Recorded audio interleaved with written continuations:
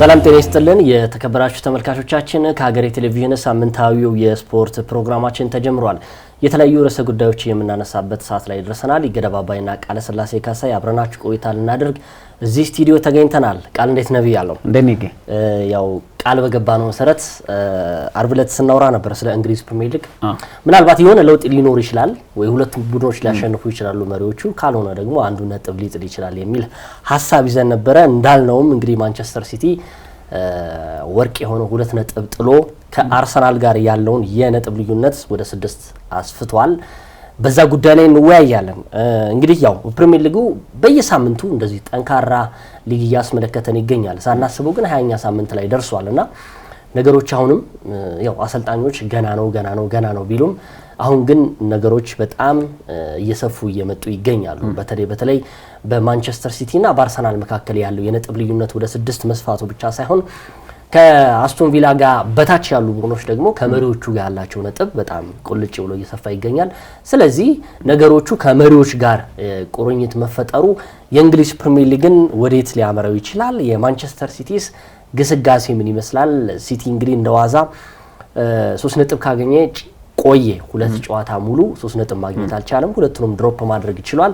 አርሰናል ደግሞ 7 ያህል ጨዋታዎች ሆኖታል ከተሸነፈ። ስለዚህ በተቃራኒ ሆኗል። ባለፈው አርሰናል አንድ ሽንፈት ካስቶን ቪላ ከገጠመው በኋላ ጫና ውስጥ ነው ስንል ነበረ። እንደዛም ሆኖ ግን 3 ነጥቦችን እያሳካ እዚህ ላይ ደርሷል። በዚህ ጉዳይ ላይ የተወሰነ ነገሮችን ማለት ወደድን። እንግዲህ ምናልባት ባለፈው ከገመትካቸው ነገሮች መካከል ጥሩ ሂዷል ብዬ የማስበው ክለቦች ይቀያየራሉ፣ ግን አርሰናል ከሳምንት እያሸነፈ የሚጓዝበት እድል ሰፊ ለመሆኑ በብዙ ምክንያቶች አነስተን ስንወያይ ነበር። ያንንም ባለፉት ሳምንታት እየተመለከትን እንገኛለን። ግን የምታስታውስ ከሆነ ከ2 ሳምንት በፊት በሰራነው ፕሮግራም ላይ በተለይ መጪዎቹ 5 ጨዋታዎች ለአርሰናልና ለማንቸስተር ሲቲ በጣም ትልቅ ትርጉም ይኖራቸዋል። በተለይ ደግሞ ለሊጉ መሪ አርሰናል በጣም ትልቅ ትርጉም ያላቸው ጨዋታዎች ናቸው ብለን ስናነሳ ነበር። ምክንያቱም በማሳያነት በቀጣይ የሚገጥማቸው 5 ቡድኖች ባሳለፍነው የውድድር ዓመት በሙሉ ነጥብ ያስጣሉት እንደመሆናቸው በትክክለኛ የዋንጫ የፉክክር ጉዞ ውስጥ ለመኖሩና መለወጡን የሚያሳይበት መርሃ ግብሮች ሊሆኑ ይችላሉ የሚል ሀሳቦችን እያነሳን ነበር። ግን ባለፉት 2 ጨዋታዎች ደግሞ የተለየ የእንግሊዝ ፕሪሚየር ሊግ ተመልክተናል ብዬ አስባለሁ። በተለይ ከመሪው አርሰናል በስተቀር በሙሉ ታላላቆቹ የሊጉ ክለቦች ነጥብ ጥለዋል። በሳምንቱ መጨረሻ እንደውም በሁለተኛው ላይ በ20ኛው ሳምንት አስቶን ቪላ ነው ከአርሰናል ጋር እኩል ነጥብ ማግኘት የቻለው እንጂ ሌሎቹ በሙሉ ነጥብ ጥለዋልና በተከታታይ 2 ሳምንታት ሁሉም ክለቦች በተከታታይ 2 ጨዋታዎች ላይ ነጥብ መጣላቸው ያልተጠበቀ ክስተት ነበር ብዬ አስባለሁ። ቅዳሜና እሁድ የተለያዩ ውጤቶች ይጠበቁ ነበር፣ ምክንያቱም ትልቅ የደረጃ ለውጥ ሊያስከትሉ ይችላሉ ተብሎ ተጠብቆ ስለነበር። ግን ከመሪው አርሰናል በስተቀር እንዲሁም አስቶን ቪላ ማሸነፍ ችሏል ኖቲንግሃም ፎረስትን በቪላ ፓርክ። ሌሎቹ ክለቦች ግን ነጥብ መጣላቸው ያልተጠበቀ ነበር ብሎ ማንሳት ይቻላል።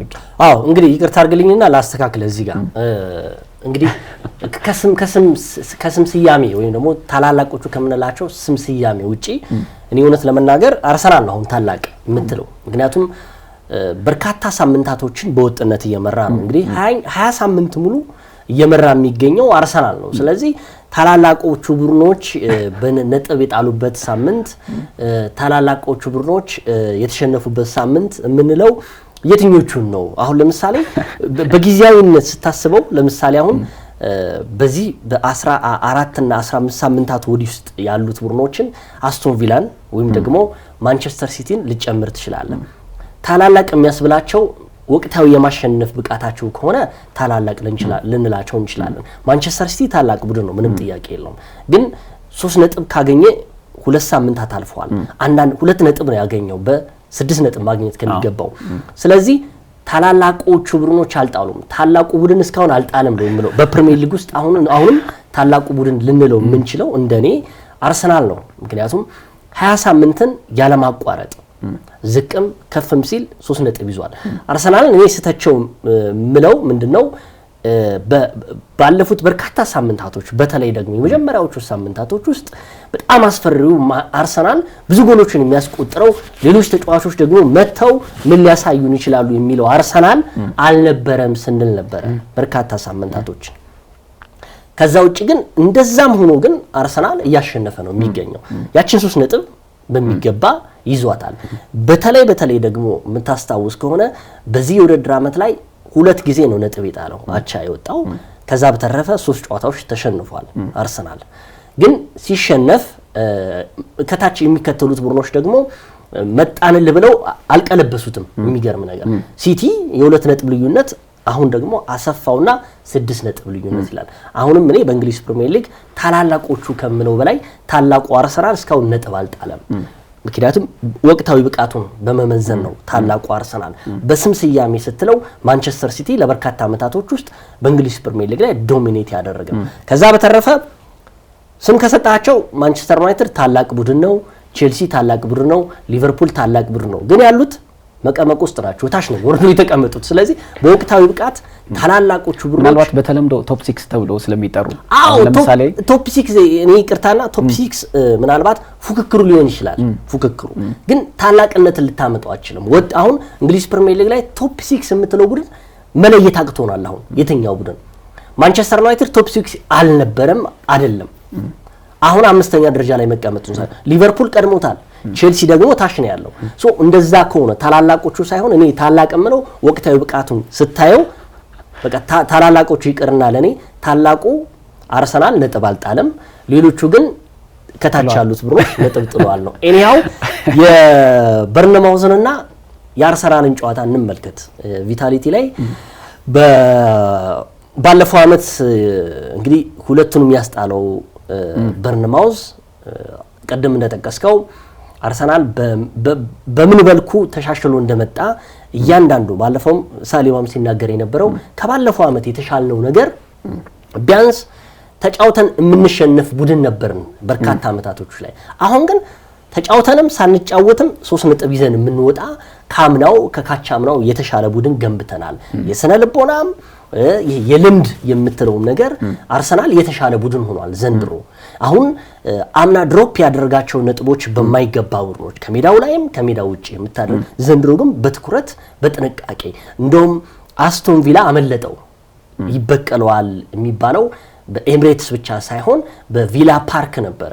ባለፈው 4-1 ሲያሸንፈው ምን አለ ቪላ ፓርክ ሆኖ ቢሆን ያን ዴክላን ራይስ ሲል የነበረው እንደውም ከቪታሊቲ የ2-3 ሽንፈቱ በላይ በጣም ኖሬ ቢሆን ደስ የሚለኝ በአስቶን ቪላው ጨዋታ ላይ ኤምሬትስ ላይ እንደዛ ስናሸንፋቸው መበቀል እንፈልግ ነበር ነው።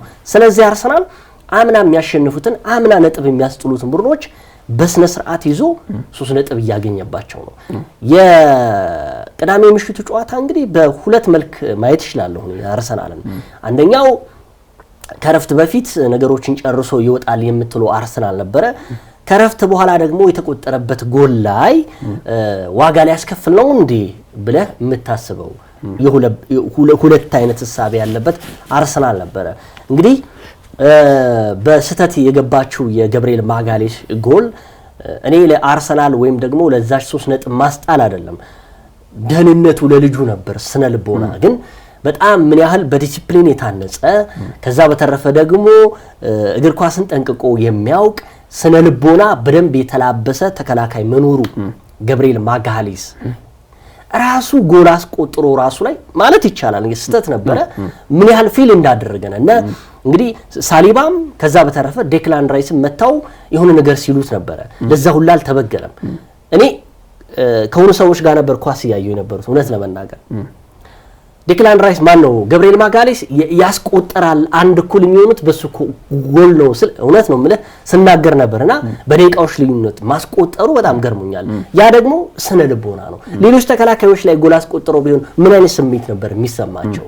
ነገሮች እንደውም ሊደጋገምባቸው ይችላልና አርሰናል በነገራችን ላይ ይሄ ነው እንደ ቡድን ሳይሆን በተጫዋቾች ጥልቅ የሆኑ ተጫዋቾችን ራሱ የስነ ልቦና እድሜ ለገብርኤል ሄንዝ የቀድሞ የማንቸስተር ዩናይትድ ተከላካይ አርሰናል ተከላካዩን ወጥ የሆነ ቡድን የማይሸበር የማይረበሽ ቡድን ማድረጉ አንዱ ማሳያ የበርንማውዝ ገብርኤል ጄሱስ አስቆጥሮ ስተት በሰራው ራሱ ደግሞ ገብርኤል ማጋሌሽ ያስቆጠራት ጎል የምትገርም ትዕይንት ነው። ስለዚህ በሁለት መልኩ ነበር የተከታተልኩት ይሄን ሁለት ጨዋታ። እንግዲህ አርሰናል በተለይ በዘንድሮ የውድድር ዓመት ትንሽ የተለየ መለያ ይዞ የመጣ ይመስለኛል።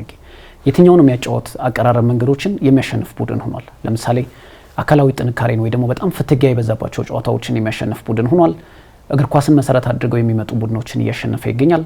ከዚህ ቀደም ይቸገርባቸው የነበሩት ጥብቅ መከላከል ነው ወይ ደግሞ ሎ ብሎክ የሚመርጡ ቡድኖችንም እንደዚሁ የሚያሸንፍ ቡድን ሆኗል። የማሸነፊያ መንገዶቹንም ስትመለከት ከቆሙ ኳሶች ግብ ያስቆጥራል፣ ከክፍት ጨዋታ ወይ ደግሞ ኦፕን ፕሌይ ከምንለው ግብ የሚያስቆጥር ቡድን ሆኗል። አጠቃላይ አርሰናል ስትመለከተው በተለይ በትክክለኛ መንገድ ለመለወጡ የምትመለከተው ባለፉት የውድድር ዘመናት በዋንጫው የፉክክር ጉዞ ላይ ነጥብ ያስጣሉትን ቡድኖች በዘንድሮ የውድድር ዓመት እጅግ በጥንቃቄ መልኩ የሚያሸንፍበት መንገድ መለያው ሆኗል። ለምሳሌ ከኤቨርተን ጨዋታ ብንጀምር ኤቨርተን አምና ያስጣለው ነበር፣ አስቶን ቪላ እንደዚሁ አምና ያስጣለው ነበር፣ ብራይተን አምና አስጥሎታል፣ ቦርንመዝ እንደዚሁ አስጥሎታል። በቀጣይ የሚገጥማቸው በተለይ ከዚህ በፊትም ያነሳናቸው ቀጣይ 5 ጨዋታዎች ለአርሰናል ወሳኝ ናቸው ብለን ያነሳንባቸው ሊቨርፑልና ኖቲንግሃም ፎረስትንም ብታነሳቸው ከዚህ በፊት ነጥብ ያስጣሉት ክለቦች እንደነበሩ ይታወሳል። አሁን ቅድም ስለ ጋብሪኤል ማጋሌሽ ያነሳው ሀሳብ በጋብሪኤል ማጋሌሽ ብቻ ሳይሆን በእያንዳንዱ የአርሰናል ተጫዋቾች ላይ ያለው የስነ ልቦና ጥንካሬ በጣም አስደናቂ ሆኗል። ተጫዋቾቹ ከስህተት ራሳቸውን የሚያገግሙበት መንገድ፣ ግብ ከተቆጠረባቸው በኋላ ያላቸው ተነሳሽነት፣ ከዚህ በፊት የነበራቸውን ስህተት ከዚህ በፊት የነበራቸውን ድክመት እያረሙ በየጊዜው የመጡበት መንገድ እጅግ አስደናቂ ይመስለኛል። አንዳንድ ሚኬል አርቴታ ላይ አሁን ምናልባት አርሰናል ላይ አሁን ልታነሳ የምትችለው ትልቁ ጥያቄ የፐርፌክሽን ጉዳይ ነው። አርሰናል ፐርፌክት ቡድን እንዲሆን ነው ልትወቅሰው የምትችለው እንጂ ባለፉት 29 ጨዋታዎች 2 ጨዋታዎችን ብቻ ላይ የተሸነፈ ቡድን ብዙ ትችቶችን ለመሰንዘር ያን ያህል አመቺ አይመስልም። ግን እንደ አርሰናል በተለይ በዋንጫ ፉክክር ውስጥ እንዳለ የሊጉ መሪ እንደሆነ ቡድን ለ4 ዋንጫዎች እንደሚፎካከር ቡድን ግን ጉድለቶቹ ምንድናቸው ወይ ደግሞ ትንሽ ማስተካከል አለበት ብዬ የማስበው አንደኛው ሚኬል አርቴታ ጌም ማኔጅመንት ምንለው ወይ ደግሞ አስቀድሞ ጨዋታዎችን መጨረስ ሲገባው አሊያም ደግሞ ከኋላ ላይ በተለይ በመጨረሻ ደቂቃዎች ላይ የሚቆጠሩበት ግቦች ላይ እነሱን ማስተካከል ከቻለ አርሰናል አሁንም በበለጠ ጥንካሬ የማይጓዝበት ምንም አይነት ምክንያት የለም ብዬ አስባለሁ። ምናልባት 2003-4 ለመጨረሻ ጊዜ አርሰናል ኢንቪንሲብል ዋንጫን ካሸነፈ በኋላ አንድም ጨዋታ ሳይሸነፍ የፕሪሚየር ሊጉን ዋንጫ ካሸነፈበት ዘመን ጀምሮ ባለፉት 22 ዓመታት አርሰናል ልክ እንደዚህ አይነት ጠንካራ ስኳድ ነበረው ብዬ አላስብም። ምክንያቱም አርሰናል በየትኛውም ቦታ የተሟላ ተጫዋቾች ያሉበት ቡድን ነው። አርሰናል ከዚህ በፊት የነበረው አሁን አንድ በትልቅ ደረጃ ላይ የምንጠራው ተጫዋች ሲጎዳ ከዚህ በፊት እንደነበረው ደካማው አርሰናል የምንመለከትበት ጊዜ ያበቃ ይመስለኛል። ለምሳሌ ያለ ዴክላን ራይስ 4-1 የሚያሸንፍ ቡድን ተፈጥሯል አስቶን ቪላን።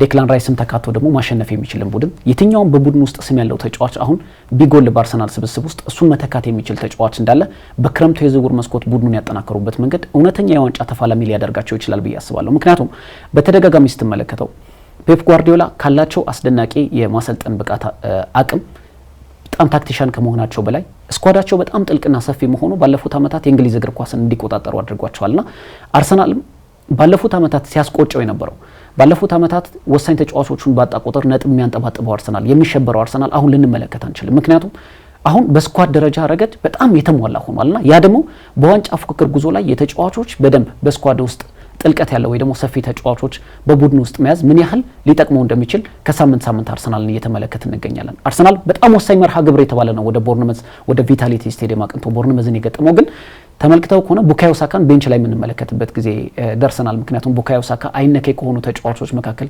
አንደኛው እንደሆነ ይታወቃልና እንደዚህ አይነት ተጫዋቾች ማሳረፍ የሚችል ቡድን መሆኑ ራሱ ምን ያህል ሲሪየስ ሆኖ እንደመጣ ያሳያል። ሌላው አርሰናል ካለፉት ዓመታት ይልቅ አሁን በጣም ብልህና ጠንቃቃ ሆኖ መጥቷል። ከሜዳ ላይ ብቻ ሳይሆን ሜዳ ላይ በሚደረጉት የኳስ እንቅስቃሴዎች ብቻ ሳይሆን ከካርድ ሰለባ ነፃ ለመሆን የሚያደርጉት ጉዞ ራሱ በጣም አስደናቂ ሆኗል። እርግጥ በዋንጫ ፉክክር ጉዞ ላይ ያንተም ጥንካሬ እንዳለ ሆኖ በተለይ ተፎካካሪ ክለቦች ነጥብ መጣል ግድ ይላቸዋል። ምክንያቱም አንተ ሊጠቅም ይችላል፣ እድለኛም የምትሆንባቸው አጋጣሚዎች መፈጠር አለባቸው ብዬ አስባለሁ። ግን አርሰናል የሌሎች ክለቦችን ጫና ሳይደርስበት የራሱን መንገድ እያሸነፈበት የሚሄድበት መንገድ የራሱን ጨዋታ ብቻ ነጥቦችን እየሰበሰበ መሄዱ ግን በዋንጫ ፉክክር ጉዞ ላይ ትልቅ ነጥብ ያስገኝለታል ብዬ አስባለሁ። አዎ ያው ምናልባት እኔ አርሰናል ምንም ጥያቄ የለም የተሟላ ቡድን ነው። በተለይ የስኳዱ መስፋት ሁሉን ነገር እያሳየ ይገኛል። ግን እኔ አሁን ከዴክላን ራይስ ውጪ ያው አርሰናል ማሸነፍ ይችላል አሳይቷል። ግን እኔ ጥርጣሬ እንደኔ ሐሳብ ደግሞ ካለ ገብርኤል ማጋሌስ እና ካለ ቡካዮ ሳካ ግን የሚቸገር ቡድን ነው መሰለኝ እያልኩኝ ነው። ምክንያቱም አርሰናል ካለ ዴክላን ራይስ ሞክሮታል።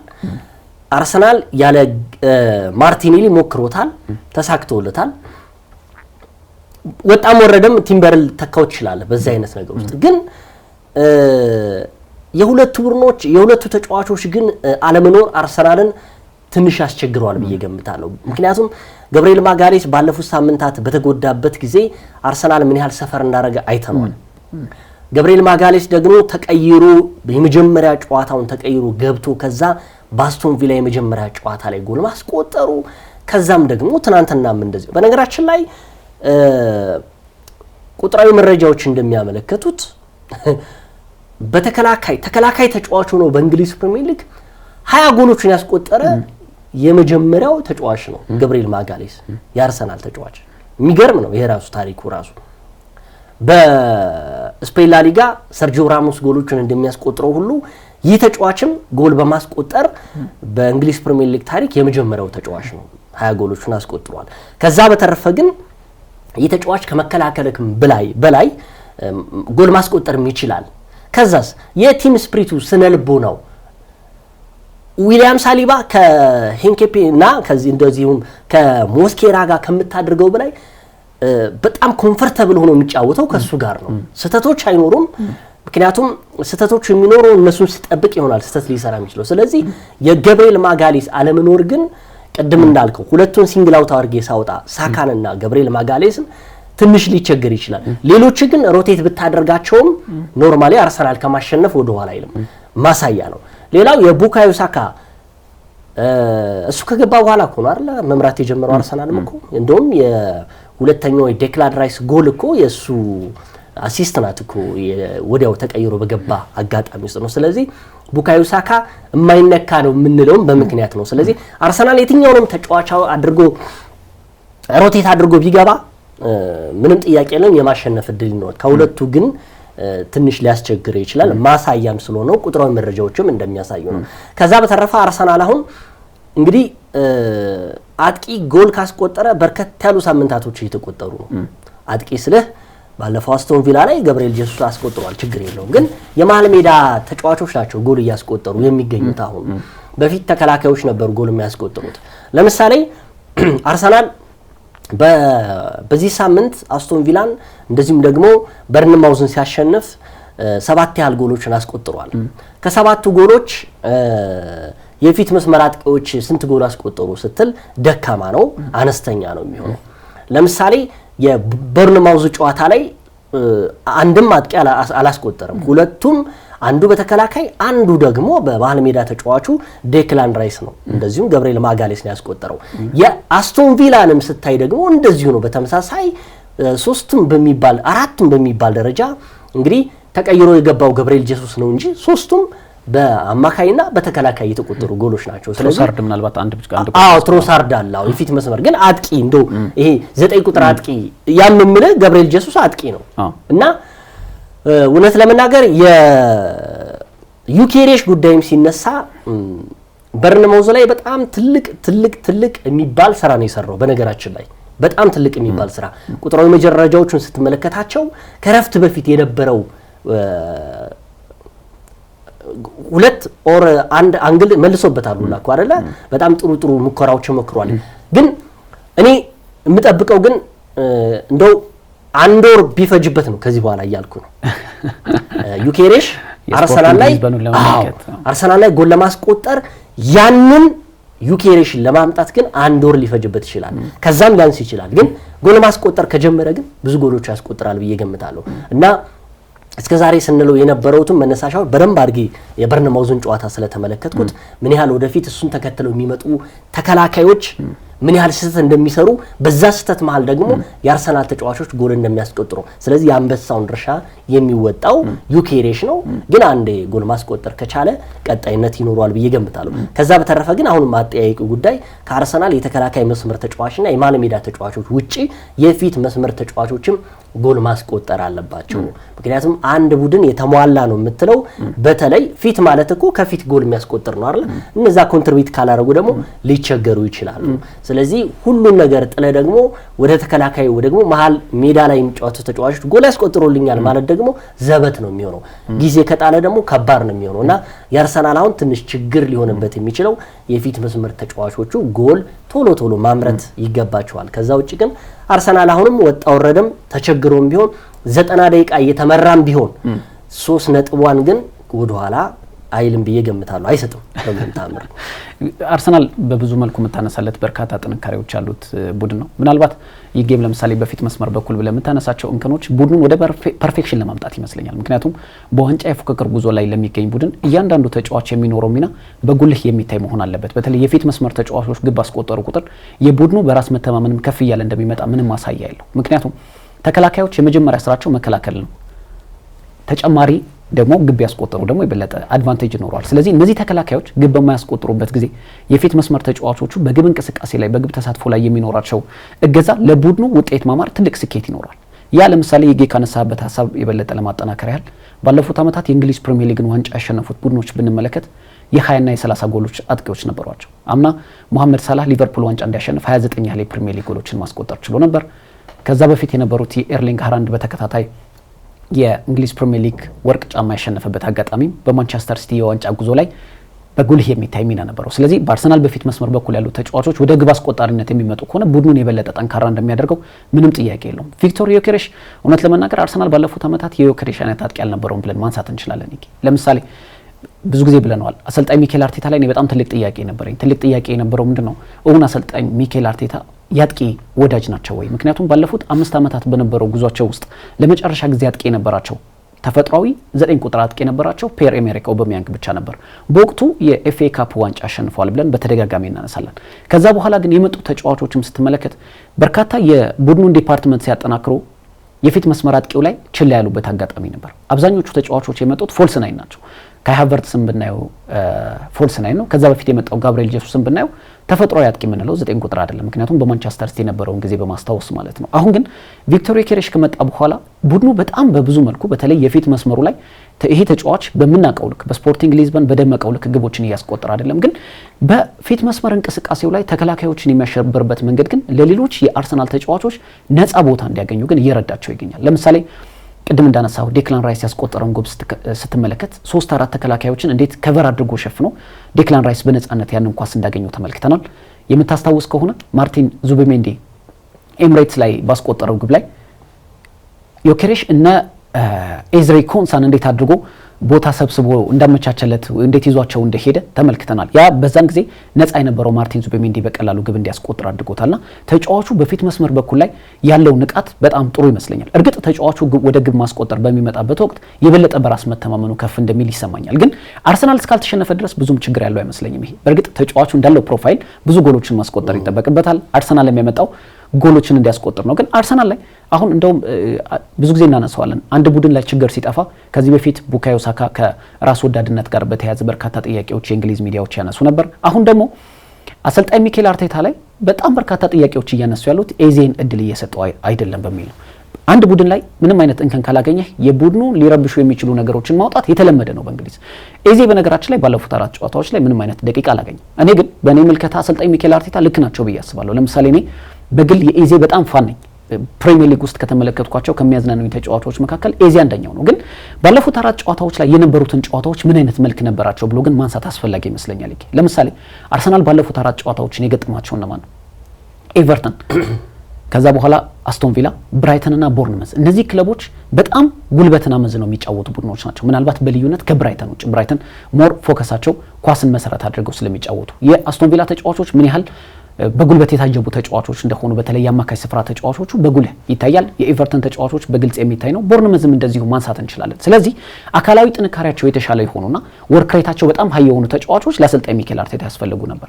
በነገራችን ላይ ኤዜ በዘንድሮ የውድድር ዓመት በሁሉም ውድድሮች 22 ያህል ጨዋታዎችን አድርጓል። ስለዚህ ትንሽ የሚባል ቁጥር አይደለም። በእርግጥ ተጫዋቹ በገባበት ጊዜ ጥሩ ፐርፎርም የሚያደርግ ተጫዋች ነው። ግን ለእያንዳንዱ ክለብ ግን አሰልጣኙ የሚመርጡት የራሳቸው ያጫወት መንገድ አላቸው። ለምሳሌ ሚኬል አርቴታ ነጥብ ባያገኙበት እኮ እናነሳላቸው ነበር አይደል? ለምሳሌ በዚህ ቦታ ላይ ኤዜ ማሰለፍ ነበረባቸው መተቸት ልንችል ነበር። ግን ውጤት እስካገኙበት ድረስ ያንን የመጠቀም ኃላፊነት አለባቸው ብዬ አስባለሁ። ሚኬል አርቴታ 6ኛ ዓመታቸው ነው። በየትኛውም መንገድ ዋንጫ ማሸነፍ ይገባቸዋል። እሳቸው ያዋጣኛል ካሉ ዴክላን ራይስም ተቀያሪ ወንበር ላይ ማስቀመጥ ይችላሉ ብዬ አስባለሁ። አሁን በቦርንመዝ ጨዋታ ላይ 3-1 እየመሩ ኤዜን ወደ ሜዳ ለመቀየር ሲያንቀሳቀሱት ነበር። ነገር ግን ባልታሰበ ሁኔታ ቦርንመዝ አስደናቂ ግብ አስቆጠሩ። ስለዚህ 3-2 በሆነበት ጊዜ አርሰናል የበለጠ አካላዊ ጥንካሬው በጣም ብቁ የሆነ ተጫዋች፣ ፊዚካሊም በጣም ስትሮንግ የሆነ ተጫዋች እዛ ቦታ ላይ ያስፈልገው ነበር። ሚኬል ሜሪኖን ተጠቅመዋልና ምናልባት አርሰናል ቤት ውስጥ አሁን ብዙ ክፍተቶች ስለሌሉ ሚዲያዎችና በርካታ ሰዎች የሚያነሱት ሀሳብ ሚኬል አርቴታ ወይ ደግሞ ዘረኛ እየሆነ ነው አሊያም ደግሞ ኤዜን እድል እየሰጠው አይደለም የሚለው ነገር ብዙ የሚያስማማ አይመስለኝም። ምንም ጥያቄ የለውም። ዘረኝነት ይሁንና አርሰናል ዋንጫ ይብላ እስኪ እሱ ነው አሁን የትኛውም ለምን በአፍሪካዊ ተጫዋች ለምን ጠቅላላ ሙሉ ጥቁር ተጫዋች አይሆንም አርሰናል ውስጥ? አሁን አርሰናል ተጫዋች ከሌ ተሰለፈ የሚልበት ጊዜ አይመስለኝም። እንደውም እኔ ይሄ የዋንጫ ግስጋሴያቸውን ሊያስቀር የሚችል ትችት ይመስለኛል እንደዚህ አይነት ነገሮችና ብዙ የአርሰናል ደጋፊዎች ሳይሆኑ የሌሎች ደጋፊ የክለብ ደጋፊዎች ይመስሉኛል እንደዚህ አይነት ሀሳብ የሚሰጡት። ግን ቅድም ላይ ሲነሳ የነበረው አንድ ጉዳይ ያው የፊት መስመር ተጫዋች እንግዲህ አርሰናል ላይ ያው እስኪላመድ ዋጋ እያስከፈለው ነው። ይሄ 9 ቁጥር አጥቂ ሚና ያለው ተጫዋች ብንል አሁን ያው ከ3 አመት በፊት አርሰናል አርቴታ ከመጣ ከ2 አመት በኋላ ነው እንግዲህ ይሄን ነገር የተቀየረው። ስለዚህ ይሄ ማለት ለመጨረሻ ጊዜ አርሰናል በሻርፕ 9 ቁጥር የተጫወተው በላካዜት ጊዜ ነው። ከኦባሜያንግ በኋላ ላካዜት ነበር የመጨረሻው 9 ቁጥር አድርጎና አሁን የሚኬል አርቴታ የጨዋታ ፍልስፍና ሳይሆን የዓለም የጨዋታ ፍልስፍና መቀየር ይመስለኛል። ይሄ 4-3-3 ፎርሜሽን በደንብ ዳብሮ የመጣበት ዘመን ላይ ነው ያለነውና ግን በዊንግ ያሉ ተጫዋቾችን ፈጣን አጥቂዎች ነው የሚወዱት። መሀል ላይ ያለው ግን ሐሰተኛ 9 ቁጥር ነው የሚያደርጉት። ብዙ ጊዜ ወደ ኋላ የሚመለስላቸው ጎሎች የሚያስቆጥርላቸው ብዙ ጊዜ ስንመለከት እንደ መነሻም ስናደርገው የነበረው ኤርሊንግ ሃላንድ ከመምጣቱ በፊት ማንቸስተር ሲቲ እንደዛ ነበር ሲጠቀም የነበረው። ግን ዋጋ አስከፍሎታል የተባለው እንደውም ከአጉዌሮ በኋላ ማንቸስተር ሲቲ 9 ቁጥር አጥቂ በጣም ተቸግሮ ነበረ። ምክንያቱም አንደኛ በሊቨርፑል ዋንጫ የተቀማበት አመትም አንዱ መለኪያ የሚባለው አጉዌሮ ብዙ ጎሎችን የሚያስቆጥርለት ከዛ በኋላ ደግሞ ከየትኛውም ቦታ የሚያስቆጥሩት ጎል ለማንቸስተር ሲቲ የዋንጫ ማማር ትልቁን ያንበሳውን ድርሻ ይዞበት የነበረበት ጊዜ ነበር። አሁን 4-3-3 ፎርሜሽን ሲጫወቱ በሐሰተኛ 9 ቁጥር ወይም ደግሞ የ10 ቁጥር ሚናን ይዘው የሚጫወቱ ተጫዋቾች መብዛት እነዛ ተጫዋቾች ላይ ጎል እንደፈለክ ጎል እንድታስቆጥር ዶሚኔት አታርገባቸው። በፊት አሁን የነበረው 9 ቁጥር ሚና ያላቸው ተጫዋቾች ጎል ነበር የሚያስቆጥሩት። አጉዌሮም ከዛ በፊት የነበሩ አጥቂዎችም ማንቸስተር ሲቲ ላይ እንደዚህ ነበር። አርሰናል ላይም በነገራችን ላይ እንደዛ ነበር። ለምሳሌ አሁን ከነ ኦባሜያንግ በፊት የነበሩት የነ ጂሩድን ስትመለከት ጎል ነበር የሚያስቆጥሩት። ከዛም በፊት እየሄድክ 9 ቁጥር ሚና ያላቸው ተጫዋቾች ትክክለኛ አጥቂዎች ነው። ግን ዘመኑ ያመጣው ጉዳይ ይሄ ነገር ግን ፔፕ ጋርዲዮላ እንደማያዋጣ ሲያውቁት ወዲያው ኤርሊንግ ሃላንድን ሻርፕ 9 ቁጥር አድርጉት። በመጣ አመት ብዙ ጎሎችን አስቆጠረላቸው፣ ዋንጫ እንዲያገኙ አረጋቸው። ስለዚህ አርሰናልም አሁን በሐሰተኛ 9 ቁጥር ሚና እየተጫወተ እውነት ለመናገር የካይቨርትስ ጉዳይ ሲነሳ ጉዳት እያሰቃየው ነው ይሄ ልጅ እንጂ ብዙ ጎሎችን ማስቆጠር ይችል ነበር። ወደ ሪትሙ በሚመጣበት ሰዓት ላይ ጉዳት በጣም እያስቸገረው መጣ። ከዛ በተረፈ ግን አሁንም አርሰናል ከሐሰተኛ 9 ቁጥር ሚና ወጥቶ በትክክለኛ ተፈጥሮ የ9 ቁጥር ሚና ያለው ተጫዋች የዩኬሬሽን ሲተካ ሊቸገር እንደሚችል ይታወቃል። አንደኛ ከስፖርቲንግ ሊዝበን የመጣው፣ ሁለተኛ የሊግ ውድድሮችን ብታያቸው በጣም ሰማይና መሬት ነው። 5 የአውሮፓ ሊጎች ወይም ደግሞ 5ቱ ታላላቅ የአውሮፓ ሊጎች ከምትላቸው ውስጥ የፖርቹጋል የለበትም። ስለዚህ ከዛ አይደለም የመጣው። ይሄ ልጅ የምናውቀው በአውሮፓ ሻምፒዮንስ ሊግ የሚያስቆጥራቸው ጎሎች፣ ከዛ በተረፈ ግን ከነፖርቶና ከሌሎች የመሳሰሉ ጋር ተጫውተው ነው ጎሎችን የሚያስቆጥረው። ስለዚህ ሊቸገር እንደሚችል ምንም ጥያቄ የለውም። ሌላው ችግር የሆነበት የአሰልጣኙ የጨዋታ ፍልስፍና ሚና አለመረዳት። እንደውም ባለፈው ቢቢሲ ጠለቅ ያለ አንድ ዝርዝር ጉዳይ ስለ ዩኬሬሽ ያወጣው ነው። ዩኬሬሽ የአርሰናልን የጨዋታ ፍልስፍና እስከሚረዳ እየታገለ ነው ወይስ ደግሞ እየገባ እየባከነ ነው የሚል አንድ ዝርዝር ያለ ነው። ግን ፋይናሊ ዘርዝሮ ያመጣው ዩኬሬሽ ሲስተም ውስጥ ሲገባ እንደ ኤርሊንግ ሃላንድ ብዙ ጎሎች የሚያስቆጥር ተጫዋች ይሆናል። አሁን ማንቸስተር ሲቲ ውስጥ ኤርሊንግ ሃላንድ መጥቶ ስክት ያለበት አንዱ ጉዳይ እነማን ናቸው ለጎል የሚሆኑ ኳስ የሚሰጡት? እነ ኬቨን ደብሩይኔ የመሳሰሉ ተጫዋቾች የነበሩበት ነው። ሁለተኛ ይህ ተጫዋች በጀርመን ቡንደስሊጋ ላይ ብዙ ጎሎችን ያስቆጠረ ነው፣ አይቸገርም። ሶ የዩኬሬሽን እና የኤርሊንግ ሃላንድም ማመሳሰል ተገቢ ነው ብዬ አልገምትም። ግን አሁንም በሚቀጥሉት 4 እና 3 ወራቶች ውስጥ ግን ሌላኛውን ኤርሊንግ ሃላንድ እናያለን ብዬ ገምታለሁ። ስለዚህ አርሰናል በዘንድሮ የውድድር ዓመት ላይ በሁሉም ቦታዎች ላይ ጥሩ አቋም ያለው ጥሩ የጨዋታ ፍልስፍናን የሚከተል በግብ ጠባቂው በዴቪድ ራያ የሚመራ ጎበዝ የሆነ ልጅ እንደዚሁም ደግሞ ሜጀር ጄኔራል ገብርኤል ማጋሌስ ነው የሚሉት እኮ በጣም መሪ የሆነ ተከላካይ ነው እውነት ለመናገር። ስለዚህ እንደነ ዴክላን ራይስ የመሳሰሉ ደግሞ ትልቅ ታጋይ የሆኑ ተጫዋቾች ያሉበት አርሰናል ሙሉ የሆነ ወቅታዊ ብቃቱ ይገኛል። እንቀጥለው ሐሙስ ላይ ከባድ ጨዋታ ነው የሚያስተናግደው። እንግዲህ ከአርሰናል ዘንድሮ 3 ነጥብ የጣለባቸው አንዱ አስቶን ቪላ ነበረ፣ ቪላ ፓርክ ላይ ነው። ቀደም ሲል የነበረው ደግሞ አንፊልድ ላይ በሊቨርፑል ነበረ። አሁን የአስቶን ቪላን ተልዕኮ አሳክቷል ብዬ ገምታለሁ። አርሰናል ተበቅሏል ኤምሬትስ ላይ። ቀጣይ ደግሞ ሊቨርፑልን ኤምሬትስ ላይ የመበቀል እድሉ ሰፊ ነው ብዬ ገምታለሁ። ካለው ወቅታዊ ብቃት ከሊቨርፑል አንጻር ስታየው ሊቨርፑል ባለፉት በርካታ 8 ሳምንታቶች የተሻለ ቡድን ሆኗል። እንደሚሸነፈው ቡድን ሳይሆን ቢያንስ እያሸነፈና ነጥብ እየጣለ መጥቷል። ባለፈው በሊድስ ዩናይትድ አቻ ወጥቷል።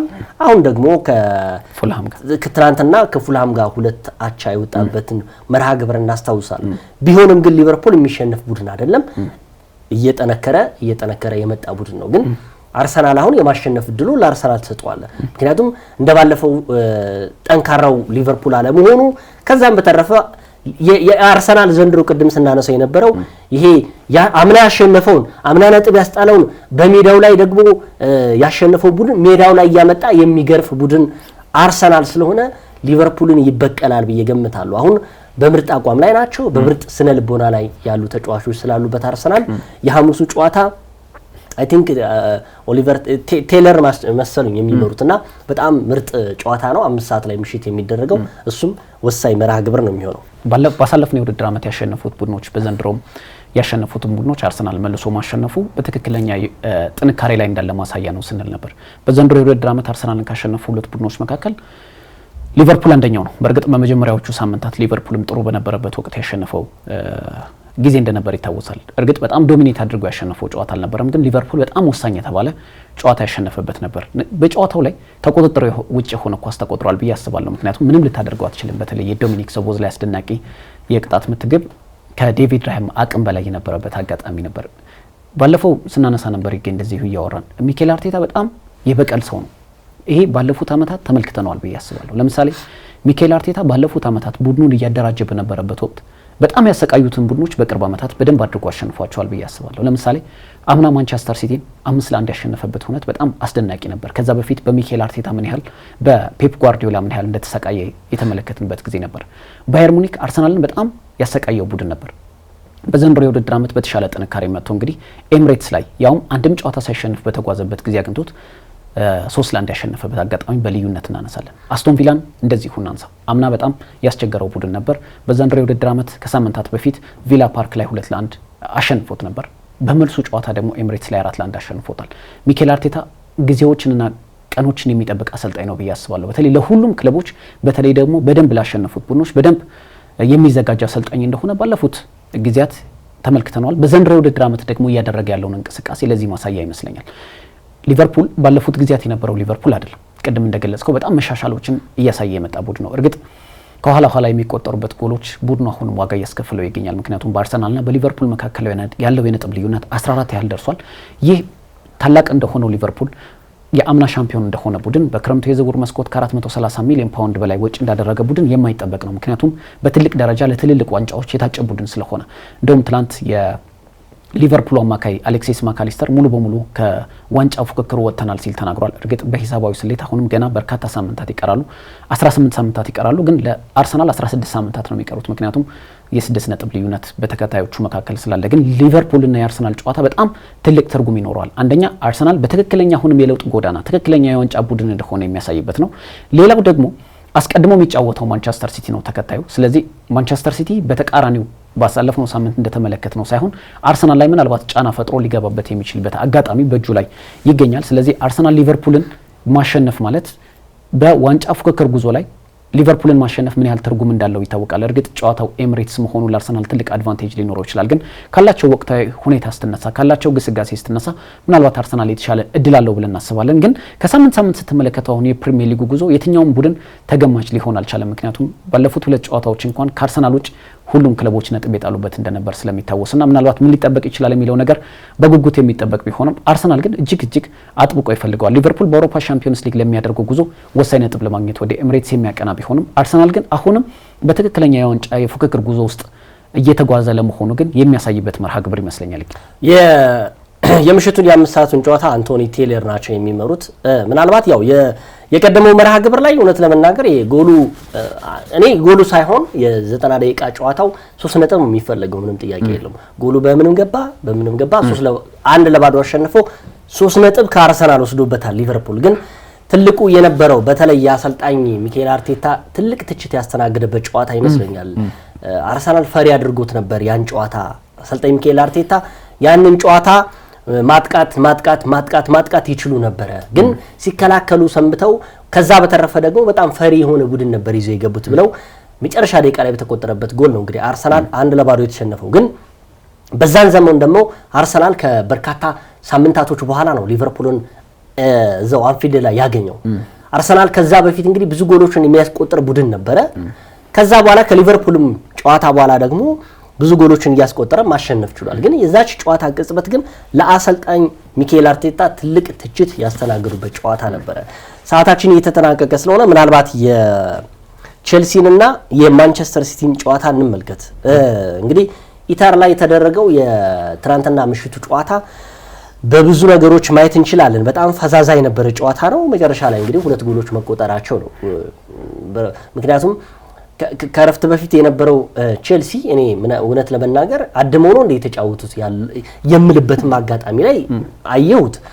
ምክንያቱም ካላሰልጣኛቸው ነው የገቡት። እንግዲህ ከ21 ዓመት በታች አሰልጣኙን ይዘው ገብተው በአሰልጣኝ ኢንዞ ማሬስካ ስብስብ ውስጥ የነበሩ ተጫዋቾች ያንን ሊያድሙ ነው የገቡት። ምክንያቱም 45 ደቂቃ እንግዲህ ቲጃኒ ሬንደርስ እስከሚያስቆጥረባት ያለ ቅጽበት ውስጥ ቼልሲ ብዙ ሙከራዎችን ሞክሯል።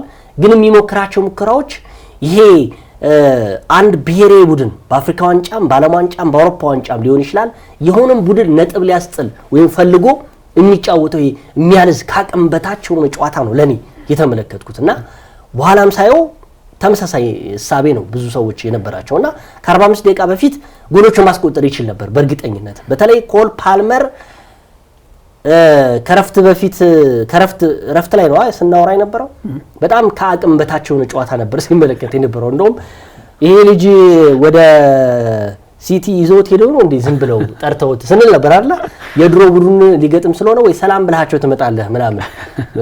ኮል ፓልመር ጥሩ ብቃት ላይ አልነበረም በተለይ ከረፍት በፊት እውነት ነገር። ከዛ ደግሞ እንደ ዩኬሬሽ ሁሉ ስንተቸው የነበረው የጃኦ ፔድሮ ጉዳይ ይነሳል። አንዳንዴ ብራዚላዊ ነው እንዴ ትላለህ በሚያሳየው ብቃት። እሱም ጥሩ ያልነበረበት ነበረ። የስቲቫው ዊሊያምስን ጥሩ እንቅስቃሴ አለማድረግ በተለይ እሱም ደግሞ ጠፍቶ ነበር ያመሸው። ሶስቱ ለቼልሲ ከረፍት በፊት ዋጋ አስከፍሏል። እንደውም የነ ሩበን ዲያዝ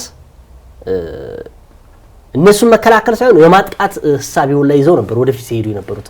እውነት ለመናገር ግቫርዲዮል ወደፊት እያጠቃ ነበር። ምክንያቱም አብዛኞቹ የፊት መስመር ተጫዋቾች የነበሩት የቼልሲ ያንን የማንቸስተር ሲቲን የኋላ መስመር መድፈር አልቻሉም። የሚያገኙቸውን አጋጣሚዎች ማለት ይሄ ከአንድ ፕሮፌሽናል ተጫዋች የማጠብቃቸው ኳሶች ወደ ሌላ ቡድን ተጫዋች የሚልኩበት አጋጣሚ ነበርና እኔ እውነት ለመናገር የቼልሲን ባለቤቶች የቼልሲን ቦርድ ተቃውሞ እንዲ ተጫዋቾቹ የገቡት እስከምልበት ሐሳብ ድረስ የነበረ ነው። በተቃራኒ ማንቸስተር ሲቲ ብዙ የግብ ዕድሎችን ሞክሮ ነበር። በተለይ አርሊንግ ሃላንድ አንግል የመለሰበት ከዛ በተረፈ ፊል ፎደን የሚሞክረው የበርናርዶ ሲልቫ ምርጥ ብቃት ታግዞበት ብዙ ጎሎችን ያስቆጥሩ ነበር።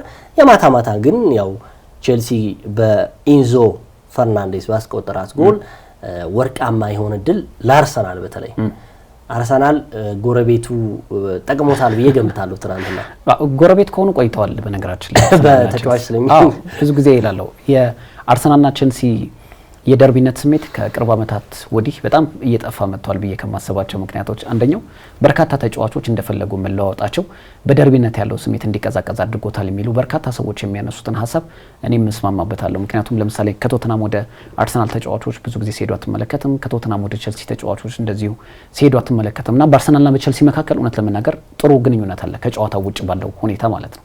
በጨዋታው ላይ እውነት ለመናገር ቼልሲ ማንቸስተር ሲቲ በፈጠረው የግብ እድል ልክ ቼልሲ የግብ እድሎችን መፍጠር ይችል ነበር ብዬ አስባለሁ። ልክ እንዳንተ ይቂ ምክንያቱም ከረፍት በፊት የነበራቸው የመጀመሪያው እንቅስቃሴ ማሸነፍ የፈለጉ ነገር ግን ተቃውሞ የሚመስል ነገር በውስጣቸው ስሜትን ያዘሉ ተጫዋቾች እንደነበሩ ማሳያ ነው። በነገራችን ላይ ልክ ጨዋታው በተጠናቀቀ በደቂቃዎች ውስጥ አስተያየታቸውን የሰጡት ኤንዞ ፈርናንዴዝ እና ሪስ ጄምስ በተለይ በኤንዞ ማሬስካ ስንብት ደስተኛ እንዳልሆኑ ያሳያል ንግግራቸው። ምክንያቱም ትልቅ አሰልጣኝ ነው፣ ባልጠበቅነው ሁኔታ ነው ተፈጥሯል፣ ከባድ ሳምንት ነበር ያሳለፍነው፣ በእንደዛም ሆኖ ወደ ኤቲሃድ ሄደን ነጥብ መጋራታችን ትልቅ ነገር ነው ሲሉ አንስተውታል። ለሲቲ አንድ ዋጋ ያስከፈለው ነገር ግን በመጀመሪያዎቹ 45 ደቂቃ ያገኛቸውን የግብ ዕድሎች በትክክለኛ መንገድ አለመቀየሩ ግን ትልቅ ዋጋ አስከፍሎታል ብዬ አስባለሁ። ምክንያቱም ከረፍት በኋላ ምን ይዞ ሊመጣ እንደሚችል አይታወቅም። ስለዚህ ማንቸስተር ሲቲ ያስቀድመው ጨዋታውን መጨረሻ የሚችልበት እድል በእጁ ነበር ብለን መውሰድ እንችላለን። ሌላው እንግዲህ ከ21 ዓመት በታች አሰልጣኝ የሆኑት ማክፋርላን ከረፍት በኋላ ግን አስደናቂ የሆነ ለውጥ አድርገዋል ብዬ አስባለሁ። በተለይ በመጀመሪያው እንቅስቃሴ ላይ ስቲቭ ዊሊያን ይሄ ብዛም እዚህ ግባ የምትለው አይነት እንቅስቃሴ ሲያደርግ አልነበረም። አንድሬ ሳንቶስን በማስገባት ግን የአማካይ ክፍሉን የበለጠ እንዲረጋጋ አድርገውታል ብዬ አስባለሁ። ከረፍት በኋላ የነበረው ቼልሲ በብዙ መልኩ የተሻሻለ ነበር ብለን መውሰድ እንችላለን።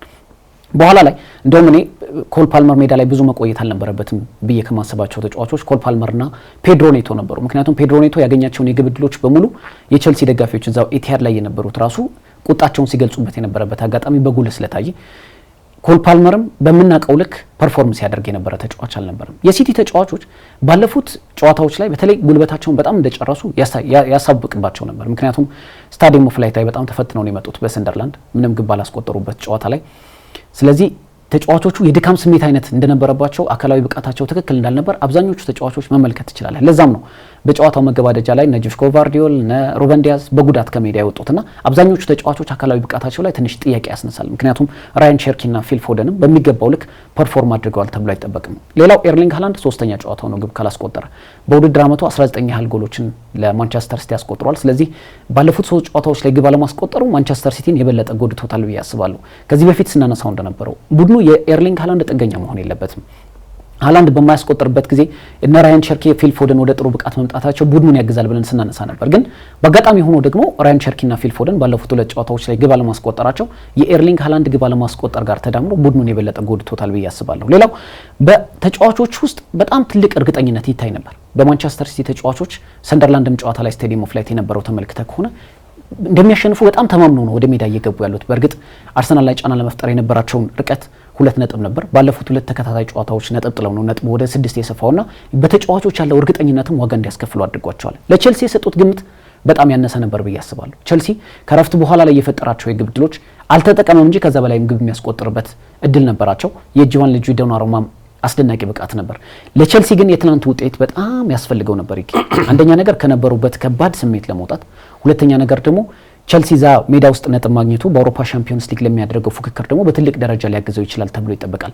እስከ መጨረሻው ድረስ ተስፋ ሳይቆርጡ መፋለማቸው ደግሞ ነጥብ ይዘው እንዲመለሱ አድርጓቸዋል። በቀጣይ ምን ይጠበቃል የምንመለከተው ቢሆንም ማንቸስተር ሲቲ አሁንም ብራይተንና ማንቹሪያን ደርቢ ደግሞ ከማንቸስተር ዩናይትድ ጋር ኦልድ ትራፎርድ ላይ የሚፋለም ይሆናል። ማንቸስተር ሲቲ እነዚህ ነጥቦች ይጥላል ብለህ በማጠበቃቸው ጊዜያቶች ነጥብ የጣለባቸው ሆነ ተፈጥሯል። ስለዚህ በቀጣይ የምንመለከተው ማንቸስተር ሲቲ ምን አይነት ይሆናል የሚለው ጉዳይ የምንጠብቀው ይሆናል። አሰልጣኝ ፔፕ ጋርዲዮላ እንግዲህ ከዚህ ጨዋታ በኋላ የብራይተኑ ጨዋታ ይወስነዋል ነበር ያሉት። አሁን ሙሉ 6 ነጥብ ክሊር ሆኗል ከአርሰናል ጋር ገና ነው። ግን ያው አሰልጣኙ በአላቸው የሙያው የስራ ልምድ ስታስበው እንደዚህ አይነት ነገሮችን ከማለት ወደ ኋላ አያግድም እንጂ አሁን ለምሳሌ በብራይተን ቢሸነፉ ሙሉ በሙሉ ከዋንጫ ፉክክር ወጣን ይላሉ የሚል ሀሳብ አይኖረኝም። ምክንያቱም ይችን አውቀው ነው ያሉት። ምክንያቱም ገና ከአርሰናል ጋር ጨዋታ አላቸው እርስ በርስ። አርሰናል ከማንቸስተር ዩናይትድ ጋር አለው፣ አርሰናል ከቶትንሃም ጋር አለው፣ ብዙ መርሃ ግብሮች አሉት። አርሰናል ከቼልሲ ጋር አለው። ስለዚህ ገና ነው፣ ምንም ጥያቄ የለውም። ግን አሰልጣኙ በአጠቃላይ ሁለተኛ ያው ትናንትና ሲቲ በብዙ ጎል ማሸነፍ የሚችልበትን ጨዋታ ራሱ ነው ያባከነው ማለት ይቻላል። በተለይ ከረፍት በፊት የሚያገኛቸውን አጋጣሚዎች አሁን የሪያን ቸርኪና የፊል ፎደን እንደውም እኔ ምርጥ ናቸው ብዬ ከምገምታቸው የትናንትና ተጫዋቾች መካከል ፊል ፎደንም በጣም ሲሞክር ነበረ። የጨዋታ ሚናውም ራሱ በእርግጠኝነት መናገር የምችለው ጥሩ የውድድር ሰዓትን ነበር ያሳለፈው። ከዛ በተረፈ ኤርሊንግ ሃላንድ የቻለውን ሞክሯል። እንግዲህ ባለፉት 2 ጨዋታዎች ጎል አለማስቆጠሩ ሳይሆን እንደ ዩኬሬሽ ሁሉ ለጎል መገኛም የሚሆን ተጫዋች ነው። እሱ ምንም ጥያቄ የለውም። ትናንትናም አንግል የመለሰበት እንግዲህ የገባ ጎል የምትለው ነው አንግል የመለሰበት። የሪያን ቸርኪም እንግዲህ በጨዋታ እንቅስቃሴ ያለው ሚናም በተለይ በአሰልጣኝ ፔፕ ጋርዲዮላ ስር ሆኖ ነፃነት ያገኘ ተጫዋች የታወጀለት ተጫዋች መሆኑ በሲቲ ቤት ነው። ከዛ በተረፈ ብራይተንን እሁድ ምሽት ሮብ ምሽት የሚያስተናግዱበት ጨዋታ ወሳኝ ነው።